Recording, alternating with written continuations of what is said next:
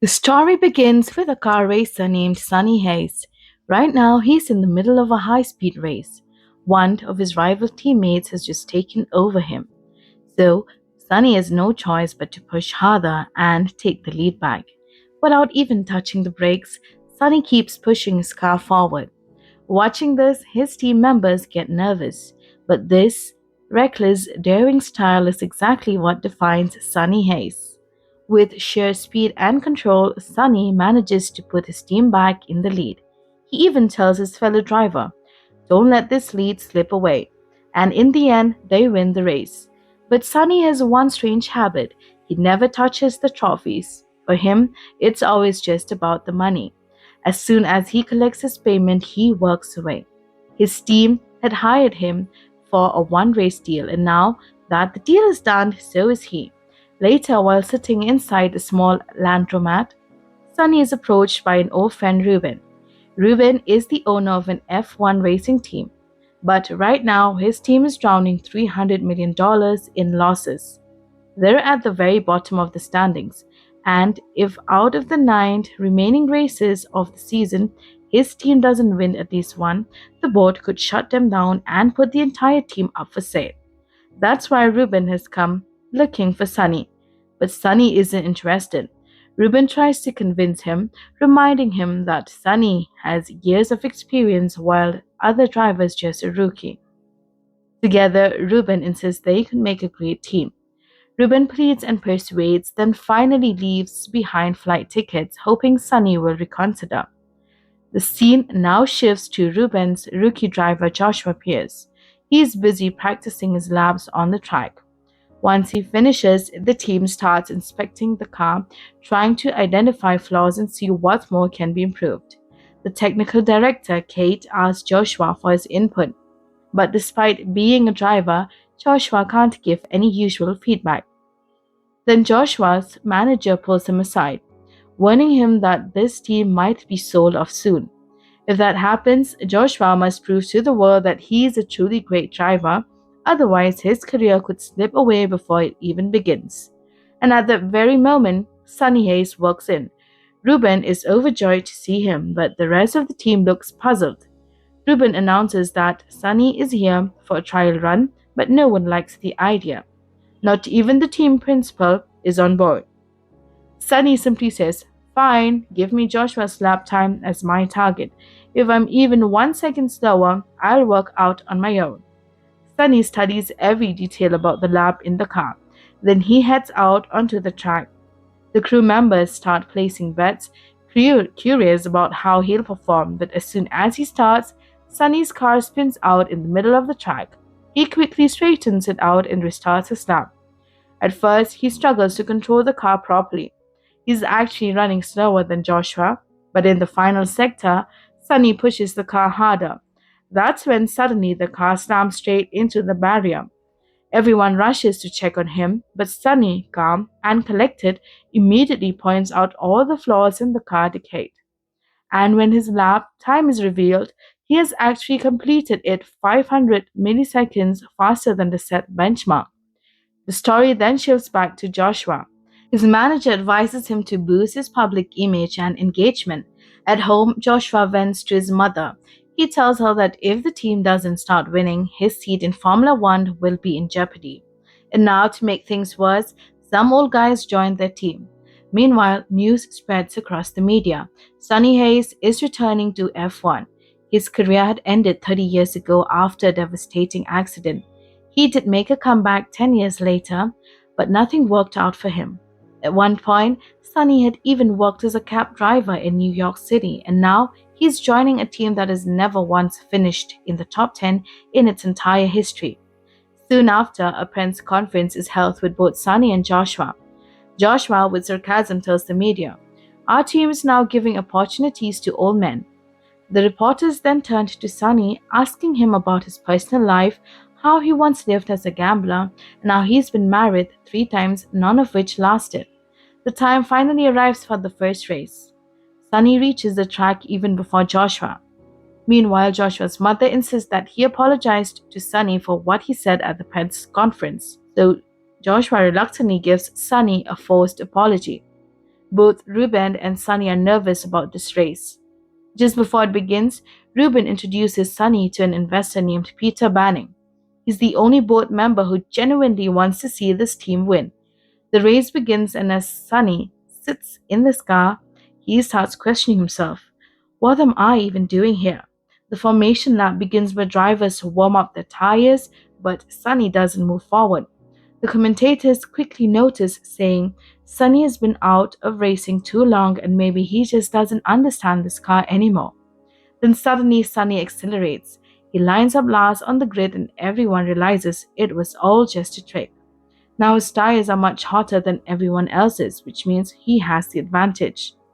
Sunny uses this edge to start overtaking one car after another. He even passes a Red Bull, but once the tires heat up too, they reclaim their lead from him. Meanwhile, Joshua heads to the pit stop.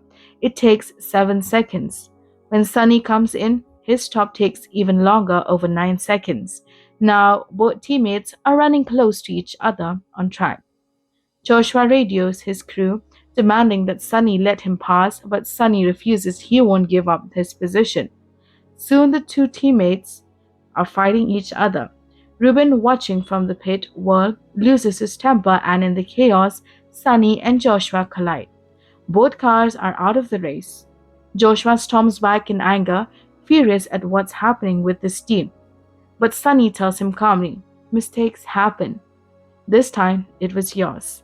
Sunny also warns the team principal, don't ever order me to give up my position again. Later, Joshua tries confronting Sunny again, but as soon as he notices the cameras, he forces a smile for the media. Sunny looks at him and says, what exactly have you done to be flashing your teeth like that? None of the other drivers out there respect us. Afterward, Sunny heads for an ice bath, but Ruben, still angry, lashes out at him, already regretting his decision to bring Sunny onto the team. In response, Sunny asks him about Kate, the first female technical director in F1. Ruben replied, she's not the kind who's going to fall for your tricks, Sunny. So Sunny went straight to Kate himself, asking her the same question. How did you manage to make it this far? Kate already knows that Ruben had warned her to stay away from Sunny, and Sunny, instead of small talk, gets straight to the point. We can't beat other teams on the straights. Our only chance is in the turns. That's why I want this car redesigned immediately. But Kate replies sharply, I listen to you only after you finish a race. What follows is a contrast between their two drivers. Joshua practicing with high-tech simulations while Sunny relies on his natural instincts and schooled methods. Their lifestyles couldn't be more different. And slowly, Joshua begins studying Sunny, watching who he used to be and how he trains. The next race day arrives. Joshua tells Sunny, maybe today we'll race properly, no heroics. But once again, as the race starts, Sunny and Joshua find themselves battling each other. Then Sunny suffers a tire puncture. He suggests switching to soft tires. The team refuses, warning that in this heat, softs won't last. So Sunny simply refuses to push forward. The team principal yells at him, but in the end, they have no choice but to follow his call. Sunny switches to softs and gets back out. Then he deliberately bumps his car's front wing against another, forcing a safety car onto the track. This slows everyone down. Sunny returns to the pits and gets his wing replaced. Then he does the same trick again. Another collision, another safety car, and this time his risky move ends up helping Joshua. Sunny radios in, tell Joshua to keep pushing, tell him to save his tires. Joshua is currently running in 10th place. Then Sunny deliberately crashes his car into the banners, bringing out a third safety car. This gives Joshua the perfect chance to change his tires. If his pit stop is under 3 seconds, he can hold on to 10th place. And it works. Joshua exits the pit still in 10th. For the very first time in history, Ruben's team finishes inside the top 10. Everyone celebrates, but Sunny turns to Joshua and says, don't get too excited about finishing 10th. Sunny reminded Kate about their deal, and this time Kate actually began working on his advice. The story then takes us to the Italian Grand Prix. Sunny's tragedy today was similar to before. He said everyone's eyes will be on me, on my reckless driving. That way, Joshua will be one to win us this race. The race begins. Using different tactics, Sunny starts helping Joshua climb up positions. Sunny's main target today is Max Verstappen. He slows him down strategically, allowing Joshua to rise all the way up to P4, but then the weather takes a turn. Rain begins to pour on the track. The drivers now need to switch to wet weather tires, but Joshua stays out and soon he pushes himself up to P2. So Sunny sets his sights on Verstappen once again, planning to hold him back long enough to push Joshua into P1. Out of the pit stop, Sunny comes out ahead of Verstappen and deliberately slows him down. But by the rules, he must eventually let Verstappen pass. Joshua arrives right behind them and Sunny sets him up for the perfect overtake. He tells Joshua, "Wait for the straight, be patient," but Joshua doesn't listen. He rushes the move too early, and because of that, he crashes in a violent, terrifying accident. Sunny immediately stops his own car, rushes to Joshua's flaming wreck, and pulls him out. Joshua is rushed to the hospital. His mother confronts Sunny, furious. "Why did you push my son to take such a deadly risk? He could have lost his life." She refuses to hear any explanation and warns him never to let this happen again. Sunny then faces the media where reporters hurl accusations, blaming him for Joshua's accident. Meanwhile, Joshua, watching from home, knows he'll be sidelined from the next three races. In the meantime, Kate begins making new modifications to the car. Sunny rallies the crew, preparing them for what he calls Plan C combat. In the next race, Sunny finishes P9. After that, he climbs to P7. During this time, Joshua continues recovering. The entire crew works together, pushing harder than ever, and soon after, Sunny manages to finish P5. But Joshua, instead of being inspired, grows jealous. Three races later, he finally returns to the team. Before the race, he watches fans cheering for Sunny, and envy burns inside him. On the track, Joshua pushes his speed, chasing Sunny aggressively. Then, in a reckless move, he collides with him, knocking Sunny out of the race. Everyone is furious, even Sunny himself loses his temper. He shouts at Joshua, "Don't you ever pull something like that again. If you want to destroy your career, go ahead. I've seen thousands of so called talents like you come and go, but don't you dare betray Ruben and don't you dare betray this team." Kate had been watching all of this unfold. After that, everyone headed to Las Vegas. Sunny received an invitation card and Joshua got the same one too. It turned out Kate had intentionally called both of them there. She told them, "We'll all be out on the streets if you two don't pull off a miracle." Kate decided she would settle who their number one driver would be by playing a game of poker. While playing, Kate asked Sunny and Joshua to open up about what problems they had with each other. Sunny advised Joshua to leave social media and his phone behind and to focus only on driving. Joshua ended up winning the poker game and he walked off to attend a sponsor's party. After he left, Sunny started flirting with Kate, but Kate shut him down, saying she'd never do that with a teammate, especially since he just lost a game. That's when Sunny revealed his cards and showed that he had actually won. Later that night, Sunny woke up from a nightmare about this accident. He and Kate went out to the balcony and began talking. Sunny opened up about his past. He said, "When I was younger, I was lightning fast. I was going to be the next F1 champion, but then one crash changed everything. I lost it all, even my love for racing. Eventually, I started driving again. Any car I got my hands on, I would drive, and in those moments, I felt happy." As Sunny spoke, he became emotional. Back then, while racing, there were moments where time slowed down. My heartbeat would calm. Everything became crystal clear. Now I'm searching for that feeling again. I don't know when it will come back, but I want to experience it once more. Just then, Ruben showed up. He asked Kate about Sunny knowing he was inside. Ruben revealed that F1 directors had received a tip that the modifications made to their cars violated the rules. Someone from inside the team had leaked their secrets. Because of that, their cars were now under review and they'd be forced to race with the old ones. Ruben was furious, insisting they hadn't broken any rules. Everything had been pre approved. The race began and everything was stacked against their team. Sonny didn't even have his lucky cards that he always kept with him. He started driving recklessly, ignoring the crew's instructions, and because of his careless speed, Sonny got into a brutal accident. At the hospital, Ruben came to see him and asked, "Why do we even play this sport?" He then showed Sonny his medical reports. Sonny had a fractured neck, and due to a severe head injury, he risked vision loss, paralysis, or even death. But these were new findings. These reports were from 30 years ago, meaning he should never have been racing again in the first place. Ruben finally gave up. He told Sonny, "As of today, you're no longer part of the team." Joshua, who overheard this from outside, walked away and began practicing nonstop. Meanwhile, an investor named Peter came to visit Sonny. He revealed that the team had been on the verge of collapsing, but after Sonny's arrival, many buyers became interested in purchasing it. Peter gave Sonny a proposal. "I'll create a new team. It'll belong to me, but you'll be the team principal. We'll have a real shot at the next championship.